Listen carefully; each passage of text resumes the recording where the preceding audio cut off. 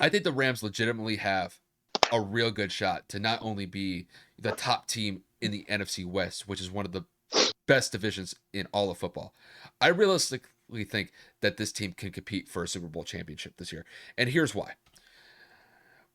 When you have Matt Stafford leading the way for this offense, he is a significant upgrade than what they had in Jared Goff the last couple of years. And I think with Matt Stafford, I think this is the way that Sean McVay wants that Rams offense to operate. They don't have Cam Akers, who went down with a torn ACL, so a lot of the pressure is being put on Matt Stafford's back, and he's coming through with flying colors so far. I mean, just to kind of go to the stat line today, 27 to 38, almost 350 yards passing, 4 touchdowns. I mean, he carved up the Bucs defense like nothing. Like, it was just like a surgeon going to work, just another day at the office, and he was sensational. And I gotta say this. Cooper Kupp has been just on an absolute tear to start the season. He seems to be Matt Stafford's kind of go-to target so far through 3 weeks in the season. He had 9 catches, 96 yards, 2 touchdowns. Cooper Kupp just seems to be that number one guy for them, and he is just going off to start the season. And even Deshaun Jackson chipped in. He had 3 catches, had a 75-yard receiving touchdown from Matt Stafford today. So it just seemed like the Rams offense couldn't miss. They're going up against a Bucs defense that is suspect. They are known to give up points. And Matt Stafford and that offense completely exposed the Bucs defense for what they are, which is a subpar secondary. And they put them to work. Now, to kind of focus on the Bucs here, look, I thought the Bucs offense was able to move up and down the field fairly well. They just couldn't score points. So you do have to give credit for the Rams defense for being able to get the Buccaneers offense off the field. So that's despite the fact that Brady threw for 430 yards, and Brady was pretty efficient today. He almost threw for 75% of his passes, or excuse me, he completed almost 75% of his passes today. So I still think that both these teams are going to be at the top of the pecking order in the NFC. Kind of to reiterate the point that you made, I do think that this has a very good potential of being a repeat matchup when it comes to January in a possible NFC Championship game. But just the takeaways from today is the Rams are legit. They have a very good shot to compete for a Super Bowl championship this year.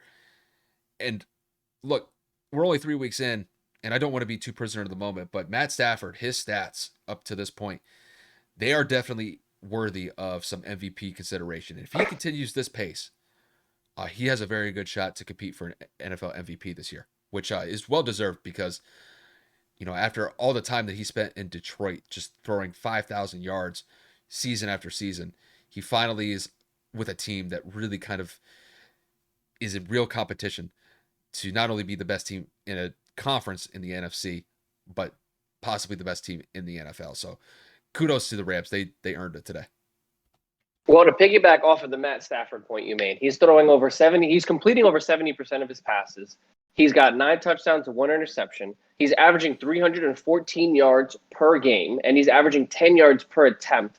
So, and a passer rating of like 128.7 or something like that? Absolutely ridiculous. Matt Stafford literally gets put in the place of Jared Goff. The team is relatively the exact same, minus the injury to Cam Akers offensively. And this team is that much better. I mean, you legitimately swap quarterbacks in 2 different places. And this team is just this dominant. 34-24. Stafford goes for 4 touchdowns, 343 today, was only sacked once with a passer rating of 134. You have Tom Brady on the other side throwing the ball significantly more than Stafford and had an incredible game on his side too. 432 yards with a touchdown. He was, however, sacked 3 times. But Brady did his thing too with a passer rating of 103. The negative part to the Buccaneers' failure today was the fact that they could not run the ball. A total rushing attempt of 13 attempts as a team, and Tom Brady, your 58-year-old quarterback, led your team in rushing yards with 14 yards, and he got a touchdown? That's a big problem. Offensively, the Bucs cannot rely on Tom Brady at his age to go out there and throw the ball damn near 60 times. Not that he can't do it. I'm not shaming him for being that age. But if you want him to last until 50, like the rumors and the jokes and all these media outlets like to make it seem like he can play forever, this isn't how you make somebody at that age last. So he's also, like I said, he was also sacked 3 times. So you have to keep him upright. You're not running the ball very effectively. You're making Tom throw the ball way too much. And in the secondary, like Kyle said, I'm merely reiterating because if this secondary does not pick it up, there is not a chance in hell this team will be able to turn it around against actual competitive teams with a capable offensive line and a very well-rounded team as a whole. Obviously, the Chiefs last year had a very banged-up offensive line that doesn't take away from the offensive efficiency that the Bucs had in the Super Bowl. But defensively, they were able to get to the quarterback. Stafford was only sacked 1 time.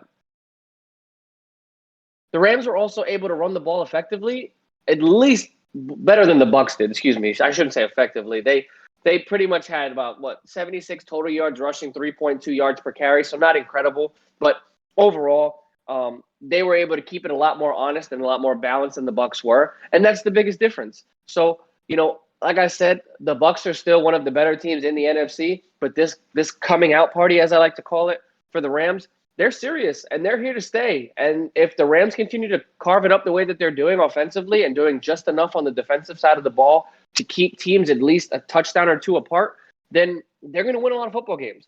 They're probably going to look for a Super Bowl title, and then Matt Stafford is definitely competing for an MVP because Lord knows the way that this team is going, it's very, very, very scary.